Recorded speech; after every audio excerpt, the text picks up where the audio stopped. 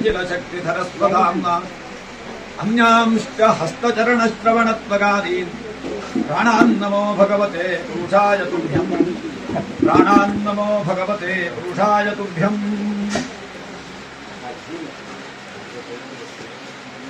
ಯಜಮಾನರ ಕುಲದೇವರಾದ ನಂದಿಕೇಶ್ವರನ ಮನಸಾ ಸ್ಮರಿಸಿಕೊಂಡು ಚಕ್ಕೆಮನೆಯ ಕುಟುಂಬದ ಶ್ರೇಯೋಭಿವೃದ್ಧಿಗಾಗಿ ಎಲ್ಲ ವೈದಿಕರು ಇದ್ದುಕೊಂಡು ಸಕಲ ಕುಟುಂಬದವರ ಸೇರುವಿಕೆಯೊಂದಿಗೆ ಸತ್ಕರ್ಮಾನುಷ್ಠಾನಂಗ ನಡೆದು ಇದೀಗ ಮಂತ್ರಾಕ್ಷತೆಯ ಸಮಯ. ಒಂದಷ್ಟು ಸದ್ವಿಚಾರಗಳ ಎಲ್ಲ ಕುಟುಂಬದವರ ಬಂಧು ಮಿತ್ರರ ಮುಂದೆ ಯಥಾಸಾಧ್ಯವಾಗಿ ಮಾಡುವುದೇ ಒಂದು ಪ್ರಯತ್ನ.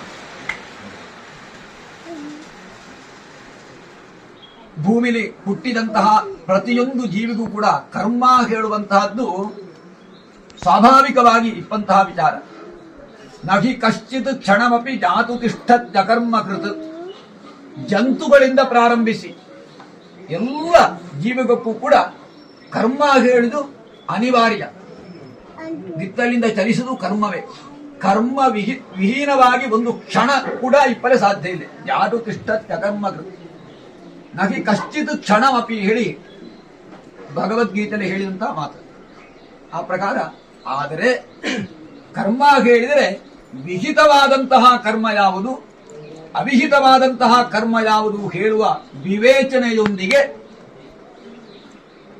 ಅವಿಹಿತವಾದಂತಹ ಕರ್ಮವ ಬಿಟ್ಟು ಸರಿಯಾದಂತಹ ವಿಹಿತವಾದ ಕರ್ಮಗಳ ಮಾಡಿಕೊಂಡು ಸತ್ಕರ್ಮಾನುಷ್ಠಾನವ ನಡೆಸಲೇಬೇಕಾಗಿ ಮನುಷ್ಯ ಜನ್ಮ ಹೇಳುವಂತಹದ್ದು ಇಪ್ಪಂತಹದ್ದು.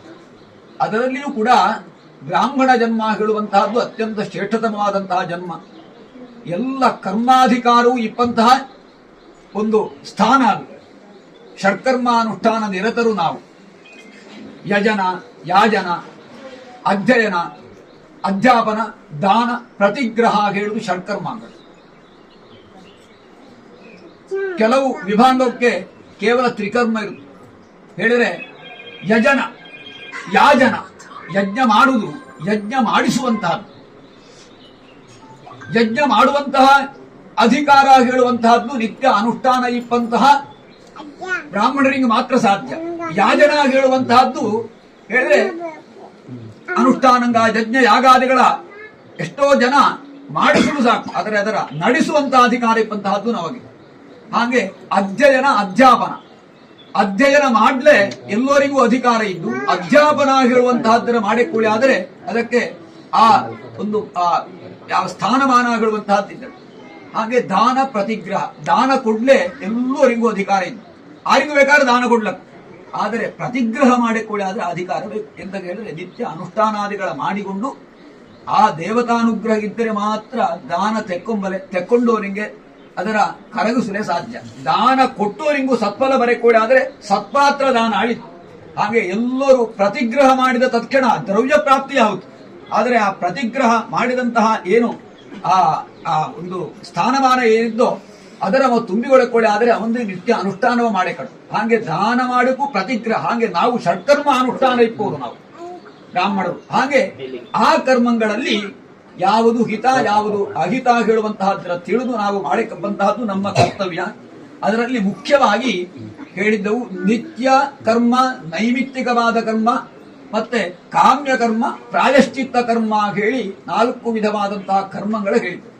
ನಿತ್ಯವಾದಂತಹ ಕರ್ಮ ಏನು ಹೇಳಿದ್ರೆ ನಿತ್ಯ ಸ್ನಾನಾದಿಗಳ ಮಾಡಿಕೊಂಡು ನಿತ್ಯ ಮಾಡಕಪ್ಪಂತ ಅನುಷ್ಠಾನಂಗ. ಸಂಧ್ಯಾ ವಂದನೆ, ಹೆಮ್ಮಕ್ಕೋಳೆ ಆದರೆ ದೀಪ ಉರಿಸಿ ಹೊತ್ತಲಿಂಗೆ ನಮಸ್ಕಾರ ಮಾಡುವುದು, ಈ ರೀತಿ ಪರಂಪರೆಯಿಂದ ಶಂಖನಾದ ಮಾಡುವಂತಹದ್ದು, ಈ ರೀತಿ ಎಲ್ಲ ಕರ್ಮಗಳ ನಿತ್ಯವಾದಂತಹ ಕರ್ಮಗಾಳಿ ಹೇಳುವಂತಹದ್ದು ಹೇಳಿತು. ನೈಮಿತ್ತಿಕವಾದಂತಹ ಕರ್ಮ ಯಾವುದು ಹೇಳಿದರೆ ಯಾವುದೋ ಒಂದು ಉದ್ದೇಶ ಪೂರ್ವಕವಾಗಿ ಮಾಡುವಂತಹ ಕರ್ಮ, ಯಾವುದೋ ಒಂದು ದೋಷ ಪರಿಹಾರಕ್ಕೆ, ಒಂದು ಸಂಧಿ ಶಾಂತಿಯ ಮಾಡುವ ಸಂಧಿ ದೋಷ ಪರಿಹಾರ ಅರ್ಥ ಮಾಡುವಂತಹ ಕರ್ಮ, ಯಾವುದೇ ಒಂದು ದೋಷ ಪರಿಹಾರಕ್ಕೆ ಮಾಡುವಂತಹ ಕರ್ಮ, ಇಂತಹ ನಿಮಿತ್ತಕವಾದಿ ಮಾಡುವಂತಹ ಕರ್ಮ, ಅದಕ್ಕೆ ನೈಮಿತ್ತಿಕಾಳೆ ಹೆಸರು. ಇನ್ನೊಂದು ಕಾಮ್ಯ ಕರ್ಮ ಹೇಳಿದ್ರೆ ಯಾವುದೋ ಒಂದು ಅಭಿಲಾಷೆಯ ಈಡೇರಿಸಲೇಬೇಕಾಗಿ ಮಾಡಿಕಪ್ಪಂತಹ ಕರ್ಮ.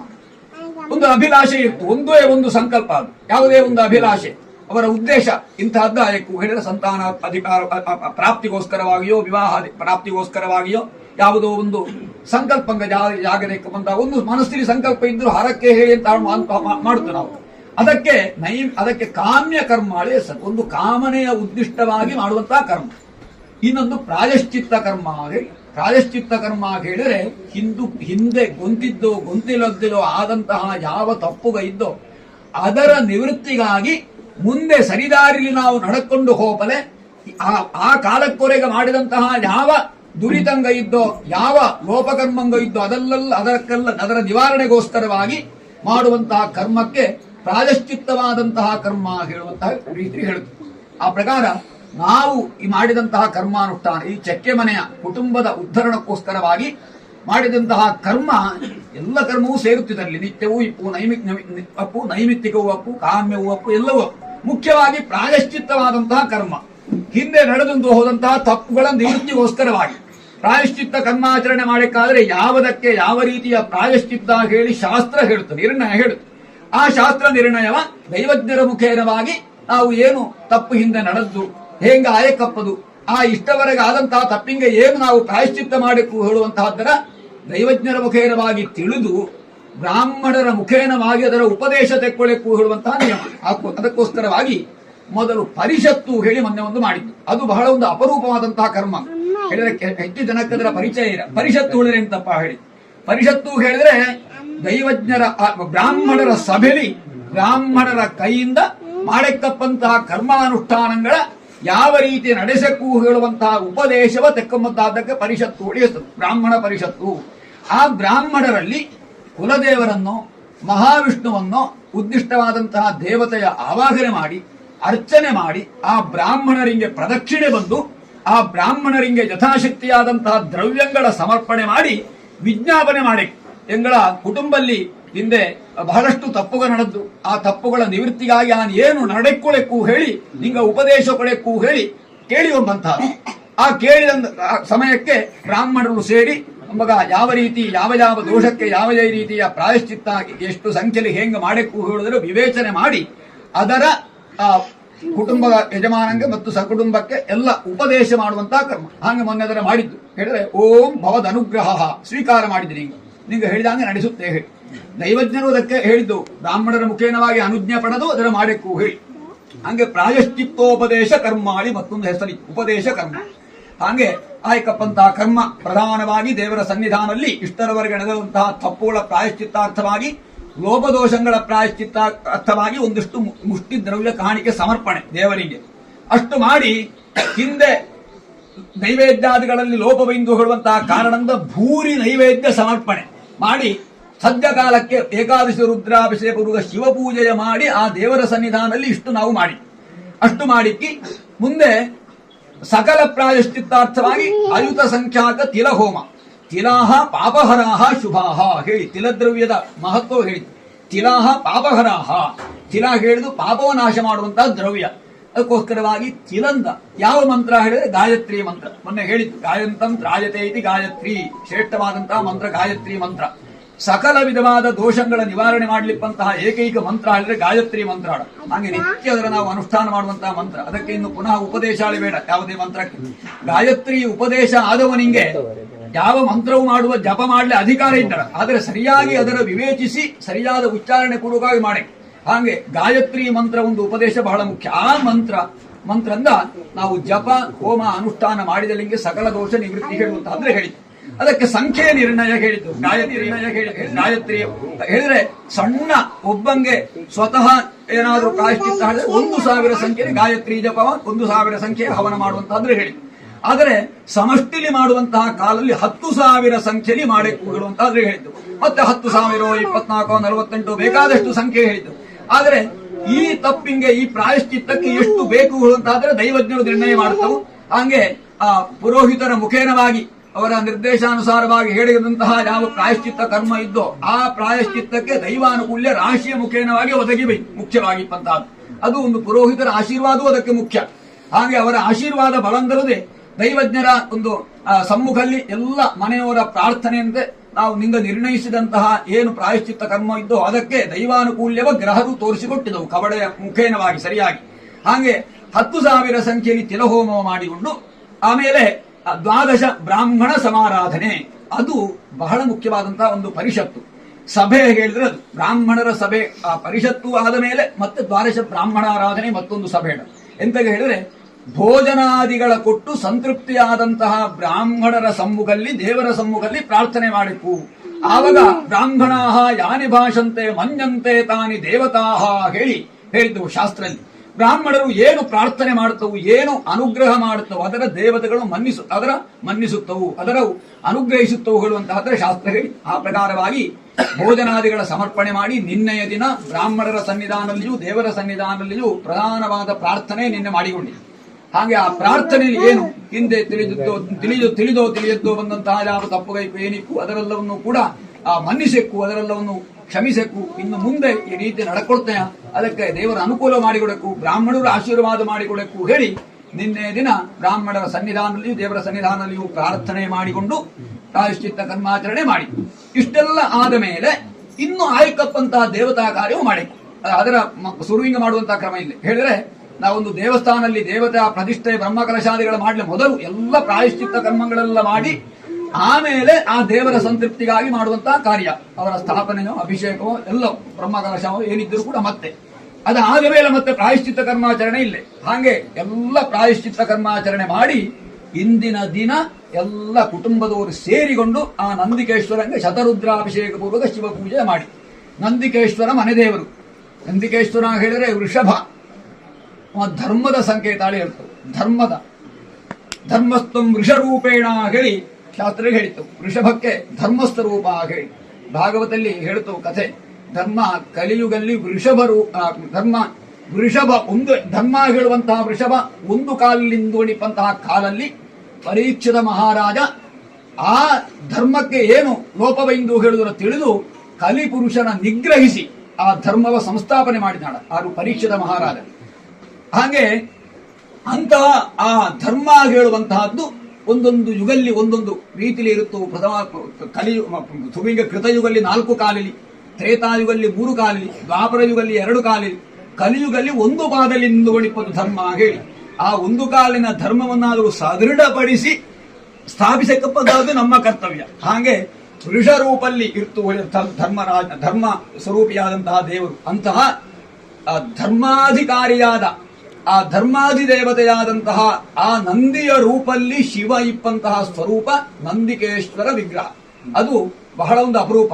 ನಂದಿಕೇಶ್ವರನ ವಿಗ್ರಹಲ್ಲಿಯೇ ಕುಲದೇವರಾಗಿಪ್ಪಂತಹದ್ದು ಬಹಳ ಅಪರೂಪ. ಅದು ನಾವು ಬಹಳ ವಿಷಯದಲ್ಲಿ ತೆಕ್ಕೊಳ್ಬೇಕು ಅಂತ ಹೇಳಿದ್ರೆ ಶಿವಲಿಂಗವೋ ಅಥವಾ ಸಾಲಿಗ್ರಾಮೋ ಇತ್ಯಾದಿಗಳೆಲ್ಲ ಮನೆಯಲ್ಲಿ ಇರುತ್ತೆ. ಆದರೆ ಆ ಮನೆ ದೇವರ ಸಾಕ್ಷಾತ್ ಸ್ವರೂಪವೇ ಬಿಂಬವಾಗಿ ಇದ್ದುಕೊಂಡು ಪೂಜೆಯ ಸ್ವೀಕಾರ ಮಾಡುವಂತಹ ಒಂದು ಕುಟುಂಬ ಬಹಳ ಅಪರೂಪದ ಕುಟುಂಬ. ಅದು ಚಕ್ಕೆ ಮನೆಯ ಕುಟುಂಬದಲ್ಲಿ ಒಂದು ಯೋಗ ಭಾಗ್ಯ. ಆ ರೀತಿಯಲ್ಲಿ ಅದು ಹಿಂದೆ ಬಹಳ ವೈಭವೋಪೇತವಾಗಿ ಆ ದೇವತಾ ಕಾರ್ಯಂಗಲ್ಲ ನಡ್ಕೊಂಡಿತ್ತು ಹೇಳುವುದಕ್ಕದು ಸಾಕ್ಷಿ. ಹೇಳಿದ್ರೆ ಅದಕ್ಕೆ ಆಯ್ಕಪ್ಪಂತಹ ಆ ಏನು ದೇವತಾ ಆರಾಧನೆಯ ಕೆಲವು ವಸ್ತುಗಳ ಇತ್ಯಾದಿಗಳನ್ನು ನೋಡಿದರೆ ಆ ಸಾನ್ನಿಧ್ಯವನ್ನು ನೋಡಿದರೆ ಬಹಳಷ್ಟು ನಮ್ಮ ಹಿಂದಾಣ ಆ ಹಿರಿಯರ ತಪಸ್ವಿಗಳ ತಪಶಕ್ತಿ ಆ ದೇವರಲ್ಲಿ ನಾವು ಕಾಣುತ್ತೆ. ಆ ಪ್ರಕಾರವಾಗಿ ಅದೊಂದು ಯೋಗ ಭಾಗ್ಯ ನಿಂಗಳ ಚಕ್ಕೆ ಮನೆ ಕುಟುಂಬಕ್ಕೆ. ಅದರ ನಿಂಗ ಉಳಿಸಿಕೊಂಡು ಅದರ ಆರಾಧನೆ ಮಾಡಿಕೊಂಡು ಹೋದರೆ ಯಾವ ಕಾಲಕ್ಕೂ ಏನು ತೊಂದರೆ ಬಾರಾಗಿರುವಂತಹದ್ದು ಧೈರ್ಯಲ್ಲಿ ಹೇಳಿದ್ರೆ ಇಷ್ಟು ಕಾರ್ಯ ಮಾಡಿದಲ್ಲಿಂಗೆ ದೈವಾನುಕೂಲ್ಯ ಇದ್ದುಳಿ ಮೊನ್ನೆ ರಾಶಿ ಬಂದರೆ ಸಾಕ್ಷಿ. ಆ ರಾಶಿ ಬಂದು ಇನ್ನು ಮುಂದೆ ಅದರ ಹಿಂಗೆ ನಡೆಕೊಳೆ ಕೂಡಿ ಯಾವಾಗಲೂ ಒಂದು ಕಾಲ ಒಂದು ಕಾಲ ಬಾರದ್ದೇ ಯಾವುದೂ ಆಗುತ್ತಿದೆ. ಕೆಲವು ಜನೆಲ್ಲ ಮೊದಲೇ ಪ್ರಯತ್ನ ಮಾಡಲು ಸಾಕು. ನಾವು ಐಕಮತ್ಯ ಆಯಕು ಒಟ್ಟಾಯಕು ಯಾವುದೇ ಇದ್ದರೂ ಕೂಡ ಲೋಪದೋಷವು ಪರಿಹರಿಸಿಕೊಳ್ಳಿ ಪರಸ್ಪರ ಮಾತನಾಡಿಕೊಡಲಿಗೆ ಆಗುತ್ತಿಲ್ಲ. ದೈವಾನುಕೂಲ್ಯ ಇಲ್ಲಯೋ ಎಷ್ಟು ಜನ ಮಾತನಾಡಿದ್ರು, ಎಷ್ಟು ಜನ ಸೇರಿ, ಎಷ್ಟು ಜನ ಪೈಸೆ ಹಾಕಿದರೂ ಕೂಡ ಏನು ಹಾಕಿದರೂ ಅದು ಮಾಡಲು ಸಾಧ್ಯ ಇಲ್ಲ. ಸಂಪತ್ತು ಇಪ್ಪಲು ಸಾಕು, ಒಳ್ಳೆಯ ನಮಗೆ ಮನಸ್ಸು ಏನು ಇಪ್ಪಲು ಸಾಕು, ಅದರ ದೈವಾನುಕೂಲ್ಯ ಕೂಡಿ ಬಾರತ್ತೆ ಅದು ಯಾವುದೂ ಆಗುತ್ತಿದೆ. ಹಾಗೆ ಒಳ್ಳೆಯ ಒಂದು ದೈವಾನುಕೂಲ್ಯ ಕೂಡಿ ಬೈದು ಹಾಗೆ ಒಳ್ಳೆಯ ಸತ್ಕರ್ಮಾನುಷ್ಠಾನಂಗ ನಡೆದು ಇಷ್ಟು ಕರ್ಮಗಳ ಮಾಡಿದ್ದು ಸುಲಭದ ಕರ್ಮ ಅಲ್ಲ. ಇಷ್ಟು ಏನು ಅರ್ಥವನ್ನು ಹೇಳಿದ ಸಂಪತ್ತನ್ನು ಕ್ರೋಢಿಸಿಕೊಂಡು ಒಂದೇ ಮನಸ್ಸಿನ ಐಕಮತ್ಯಲ್ಲಿ ಇಷ್ಟು ನಡ್ಕೊಂಡು ಬೈದು ಹೇಳಿದರೆ ಇದು ಒಂದು ದೈವತಾನುಗ್ರಹ ಮತ್ತು ಗುರು ಹಿರಿಯರ ಪ್ರೇರಣೆ. ಆ ಪ್ರಕಾರವಾಗಿ ಇಷ್ಟು ಕರ್ಮಾನುಷ್ಠಾನ ಮಾಡುವ ಯೋಗ ನಿಂಗಳ ಕುಟುಂಬಕ್ಕೆ ಇತ್ತು. ಆದರೆ ಇನ್ನು ಕೆಲವೊಂದು ಲೋಪಂಗ ಇದ್ದು ಹೇಳುವಂತಹದ್ದು ಕಂಡು ಇಂದು. ಆ ಪ್ರಕಾರವಾಗಿ ಹೇಳಿದ್ರೆ ಕೆಲವು ಪರಸ್ಪರ ವೈಮನಸ್ಸುಗೈಕು ಅದು ಏನಿದ್ರು ಕೂಡ ಇನ್ನು ಅದರ ಬಿಟ್ಟು ಮುಂದೆ ಕುಟುಂಬದವರು ಸರಿಯಾಗಿ ನಡ್ಕೊಳಕ್ಕೂ ಹೇಳುವಂತಹದ್ದು ನಾವು ತಿಳ್ಕೊಳಕಪ್ಪಂತಹ ವಿಚಾರ. ಆ ಪ್ರಕಾರ ಮುಂದೆ ಖಂಡಿತ ನಿಶ್ಚಯವಾಗಿ ಉತ್ತರೋತ್ತರವಾದಂತಹ ಅಭಿವೃದ್ಧಿಯ ಲಕ್ಷಣ ಇದು. ಆದ ಕಾರಣ ನಮಗೆ ಮುಖ್ಯ ದೇವತಾ ಕರ್ಮ ಅನುಷ್ಠಾನ ಹೇಳುವುದೇ ನಮ್ಮ ಬ್ರಾಹ್ಮಣರ ಜನ್ಮಕ್ಕೆ ಬಹಳ ಮುಖ್ಯವಾದಂತಹ ವಿಷಯ. ಅದೊಂದು ಇದ್ದರೆ ಸರ್ವ ಸಾಧನೀಭೂತವಾದಂತಹ ವಿಚಾರ ಅದು. ಆ ಪ್ರಕಾರ ಇನ್ನು ಮುಂದೆಯೂ ಕೂಡ ನಿಗಳ ಕುಟುಂಬದಲ್ಲಿ ಯಾವ ಕಾಲಕ್ಕೂ ಕೂಡ ಕಲಘಾದಿಗ ಸಂಭವಿಸದ್ದೆ, ಯಾವುದೇ ಮನಸ್ತಾಪ ಬಾರದ್ದೆ, ಎಲ್ಲರೂ ಪರಸ್ಪರ ಐಕಮತ್ಯ ಅನ್ಯೋನ್ಯತೆಯಲ್ಲಿ ಸೇರಿಕೊಂಡು ಎಲ್ಲರೂ ಪರಸ್ಪರ ಕುಟುಂಬದಲ್ಲಿ ಪರಸ್ಪರ ಎಲ್ಲ ಅವರ ಅಣ್ಣ ತಮ್ಮರು ಏನಿದ್ರು ಎಲ್ಲರೂ ಕೂಡ ಐಕಮತ್ಯದಲ್ಲಿ ಸೇರಿಕೊಂಡು ಮುಂದುವರಿಸಲಿ. ಆ ದೇವರು ಸಂಪೂರ್ಣವಾಗಿ ಅನುಗ್ರಹಿಸಲಿ. ನಂದಿಕೇಶ್ವರ ಧರ್ಮಸ್ವರೂಪಿಯವ. ಆದ ಕಾರಣ ಧರ್ಮವ ಸರಿಯಾಗಿ ತಿಳಿದು ನಾವು ವ್ಯವಹರಿಸಲಿ. ಆ ದೇವರ ಅನುಗ್ರಹವೇ. ಆ ಪ್ರಕಾರವಾಗಿ ಸರಿಯಾದ ಧರ್ಮ ಹಾದಿಲಿ ನಡ್ಕೊಂಬಂಗೆ ಆ ದೇವರು ಅನುಗ್ರಹಿಸಲಿ. ನಮ್ಮ ಹೃದಂ ದ್ರಾವಯತೀತಿ ರುದ್ರ, ಸಮಸ್ತ ದುಃಖವನ್ನು ನಾಶ ಮಾಡುವ ರುದ್ರ. ಆ ಕಾರಣದಿಂದ ರುದ್ರ ಶತರುದ್ರಾಭಿಷೇಕವೆಂದು ಮಾಡಿದ್ದು ಸಕಲ ವಿಧವಾದ ದುಃಖ ನಿವಾರಣೆಗಿಪ್ಪಂತಹ ರುದ್ರ ಮಂತ್ರದ ದೇವರಿಗೆ ಅಭಿಷೇಕವನ್ನು ನಾವು ಮಾಡಿದ್ದು. ಆ ಪ್ರಕಾರ ಎಲ್ಲರ ದುಃಖಗಳ ದೋಷಗಳ ಪಾಪಗಳ ಎಲ್ಲವನ್ನೂ ಕೂಡ ನಂದಿಕೇಶ್ವರ ಪರಿಹರಿಸಿ ಎಲ್ಲರಿಗೂ ಆರೋಗ್ಯಪೂರ್ಣವಾದ ದೀರ್ಘ ಆಯುಸ್ಸನ್ನು ದೇವರು ಅನುಗ್ರಹಿಸಲಿ. ಎಲ್ಲರೂ ನೆಮ್ಮದಿಯುತವಾದಂತಹ ಜೀವನ ನಡೆಸುವ ಯೋಗಭಾಗ್ಯ ಸಿಕ್ಕಲಿ. ಸಂಪತ್ತಿ ದೇಹ ಬಲ ಇತ್ತು, ಆದರೆ ನೆಮ್ಮದಿ ಹೇಳುವಂತಹದ್ದು ಬಹಳ ಮುಖ್ಯ ಜೀವನದಲ್ಲಿ. ಆದ ಕಾರಣ ಸಂತೃಪ್ತಿಯ ಬದುಕು ನಡೆಸಲೇ ಆ ದೇವರು ಸಂಪೂರ್ಣವಾಗಿ ಅನುಗ್ರಹಿಸಲಿ. ಚಕ್ಕೆ ಮನೆ ಕುಟುಂಬವ ಆ ದೇವರು ಉದ್ಧರಿಸಿಕೊಂಡು ಎಲ್ಲರ ಮನಸ್ಸಿನ ಅಭೀಷ್ಟ ಫಲಗಳ ಅನುಗ್ರಹಿಸಿ ಮುಂದೆಯೂ ಕಾಲಕಾಲ ಕಾಯಕಪ್ಪಂತಹ ಸತ್ಕರ್ಮಾನುಷ್ಠಾನದೇನಿದ್ದೋ ಅದೆಲ್ಲವನ್ನು ಯೋಗ್ಯ ರೀತಿಯಲ್ಲಿ ನಡೆಸಲೇಬೇಕಾದ ಶಕ್ತಿಯನ್ನು, ಅದಕ್ಕೆ ಬೇಕಾದಂತಹ ಇಚ್ಛಾಶಕ್ತಿ, ಜ್ಞಾನಶಕ್ತಿ, ಕ್ರಿಯಾಶಕ್ತಿ, ಈ ಶಕ್ತಿ ಬಹಳ ಮುಖ್ಯ. ಇಚ್ಛೆ ಉಂಟಾಯಿತು ನಮಗೆ, ಮತ್ತೆ ಹೇಗೆ ನಡೆಸಿಕೊಂಡು ಬರೆಕೊಳ್ಳೋ ಜ್ಞಾನಶಕ್ತಿ ಬೇಕು. ಇನ್ನು ನಡೆಸಲೇ ಕ್ರಿಯಾಶಕ್ತಿಯೂ ಬೇಕು. ಕ್ರಿಯಾಶಕ್ತಿ ಮುಂದೆ ನಡೆಸಿಕೊಂಡು ಹೋಯ್ಕಲ್ಲ. ಅದಕ್ಕೋಸ್ಕರವಾಗಿ ಒಳ್ಳೆಯ ಯೋಜನೆ ಪುರೋಹಿತರು ಕೂಡ ನಿರ್ಣಯಿಸಿ ನಂಗೆ ಹೇಳಿದ್ದವು. ಹೇಳಿದ್ರೆ ಸರಿಯಾದಂತಹ ಒಂದು ಸಂಪತ್ತಿನ ಕ್ರೋಢೀಕರಿಸಿಕೊಂಡು ಮುಂದೆ ಅದಕ್ಕೆ ಅನುಸರಿಸಿ ಅದರ ಬಡ್ಡಿಲಿ ಮುಂದೆ ಹಂಗೆ ಹೇಳಿದ್ರೆ ಅದು ಮುಂದೆ ವಿಚಿತ್ರಪರಾಗುವಂತಹ ಕಾರಣ ಅಂತ ಅಷ್ಟಾದ್ರೆ ನಿಶ್ಚಯಿಸಿದ್ದು. ಆ ಪ್ರಕಾರ ಯಾವ ಕಾಲಕ್ಕೆ ಇನ್ನು ಮುಂದೆ ಅದು ನಿಂಬಲಿಡಿಯ ದೇವರ ಅನುಗ್ರಹ ಅಂದ್ರೆ ಚಂದ ಕಾಲಕಾಲಕ್ಕೆ ಒಳ್ಳೆ ರೀತಿಯಲ್ಲಿ ಮುಂದೆ ನಡ್ಕೊಂಡು ಬರಬೇಕು. ಆ ರೀತಿಲಿ ಆ ಆಯ್ಕಪ್ಪಂತಹ ಧರ್ಮಾನುಷ್ಠಾನವ ಯೋಗ್ಯ ರೀತಿಯಲ್ಲಿ ಕಾಲಕಾಲಕ್ಕೆ ದೇವರು ನಡೆಸಿಕೊಂಡು ಬರಲಿ. ನಿಗಳ ಇಡೀ ಕುಟುಂಬಕ್ಕೆ ಉತ್ತರೋತ್ತರವಾಗಿ ಶ್ರೇಯೋಭಿವೃದ್ಧಿಯಾಗಲಿ ಹೇಳಿ 10 ಜನ ಎಲ್ಲ ವೇದಜ್ಞರಾದ ಬ್ರಾಹ್ಮಣರ ಸನ್ನಿಧಾನದಲ್ಲಿಯೂ ಎಲ್ಲ ಬಂಧು ಮಿತ್ರರು ಚಕ್ಕೆಮನ ಕುಟುಂಬದ ಸೇರಿದಂತಹ ಸಭೆಯ ಮುಂದೆಯೂ ಕೂಡ ದೇವರಂತರೇ ಸಂಪ್ರಾರ್ಥಿಸಿ 2 ಮಾತಿನ ಕುಟುಂಬ ಮುಕ್ತಾಯಗೊಳಿಸುತ್ತೇವೆ.